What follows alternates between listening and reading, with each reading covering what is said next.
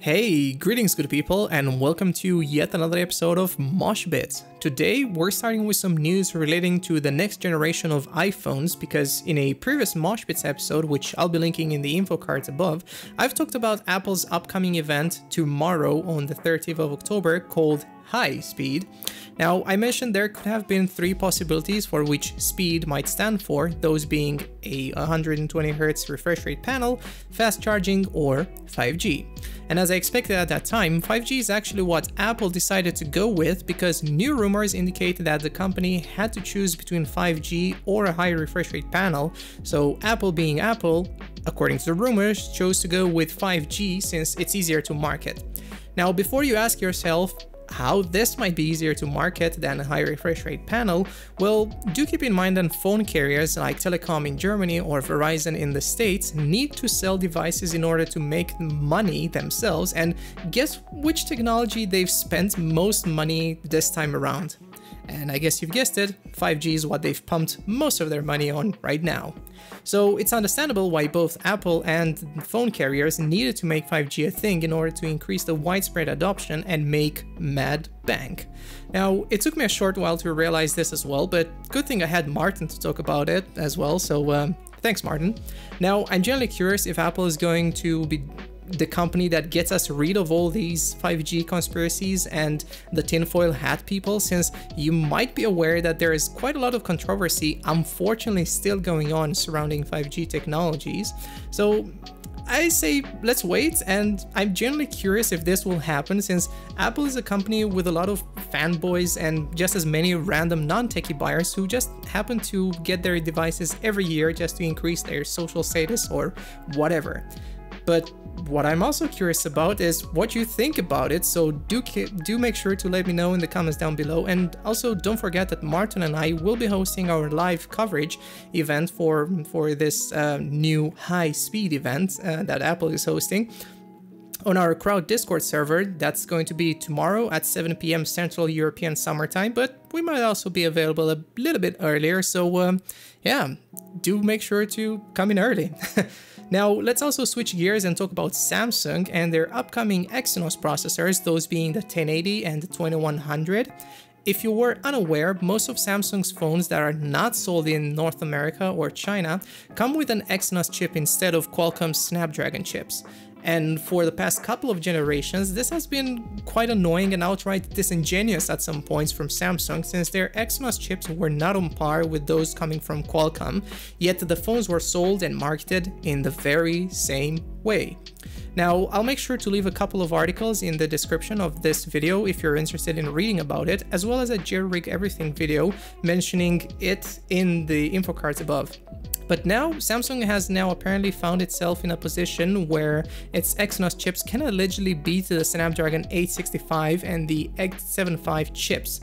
Now, the Exynos 1080 is also going to be marketed as Samsung's mid-range chip, which is nothing to scoff at, considering that it has reached nearly 700,000 points in an Antutu benchmark, which is 50,000 more than what Qualcomm's Snapdragon 865 Plus chip has done. Now, the Exynos chip will already debut in smartphones very soon, but the first company to make use of it, believe it or not, won't be Samsung. Instead, Vivo will be using the chip on its upcoming flagship device.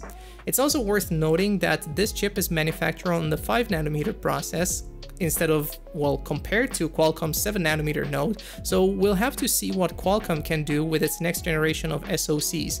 And with that being said, the Exynos 2100 and the Snapdragon 875 should go head-to-head against each other, according to the latest rumors from a Korean website. I'm definitely excited to see what both companies manage to do with these new chips, and I hope that the difference between them on future Galaxy devices won't be as stark as it is right now in terms of performance and battery life, because let me tell you, that would really suck. And since we're on the topic of new releases, let's talk about Razer, because the company just had its RAZERCon event a couple of days ago, where it has unveiled multiple products, including, and no, I'm not going to talk about their toaster because they haven't unveiled that, 2 cases. To me, they look a lot like NZXT's cases, but that shouldn't be a problem since those are generally quite well perceived by people, and they also perform generally well in airflow tests. What I'm more worried about is the price points, since those come in at $179 and $199 for the Mini ITX and the ATX case respectively. And it's worth noting that these don't have a front mesh panel, so it's probably best to wait for reviews from either Hardware Canucks or Gamers Nexus, who will most probably dissect those to the core. Speaking of core, on the list of new products that Razer has announced, we've also looked at their upcoming laptops rocking Intel Core processors, so those being i7 top-of-the-line processors, Razer being a company which hasn't adopted AMD on their high-end chips just yet. However, they can say they've partially worked with AMD in the sense that their collaboration with ASRock on a new AM4 board now brings full Razer Chroma support, because we'll know that RGB brings 10% extra performance, at least, by the way.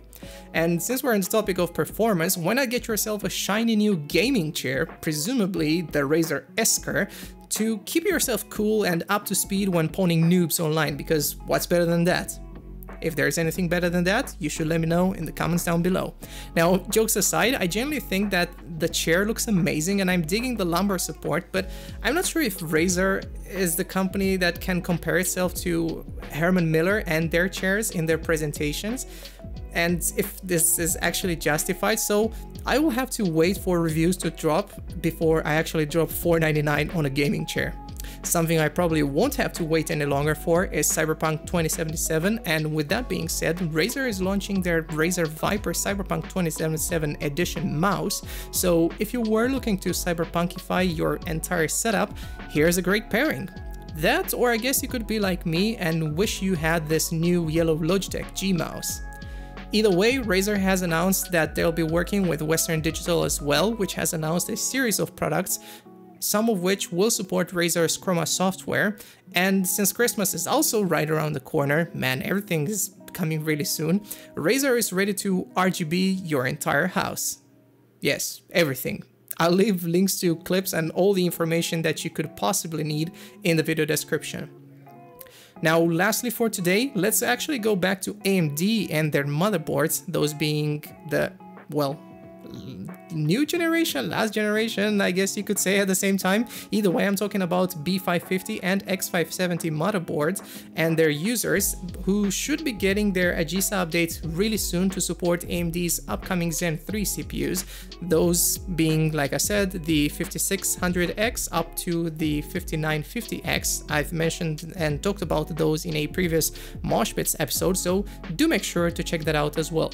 Now, other motherboards such as B550 as an example will also get their updates, but it's yet unclear which models and when, since AMD said that those should be coming out in early 2021, so I guess best thing to do right now is to keep an eye out for these or follow the links in the video description to learn more. Also in the video description, because we're at the end of this episode, you're going to find out all the links to my social media, mostly Twitter, or you could also decide to go to Crowd and our Discord server, and that would be actually appreciated. If you want to read more about these articles and everything that I've mentioned in this video, do make sure to check out the video description as well, because I'm going to have links to everything down there. And I wanted to thank you for watching this video once again, and do consider to subscribe, will you? Either way, this has been Alex with the Red Elk, signing off. Bye.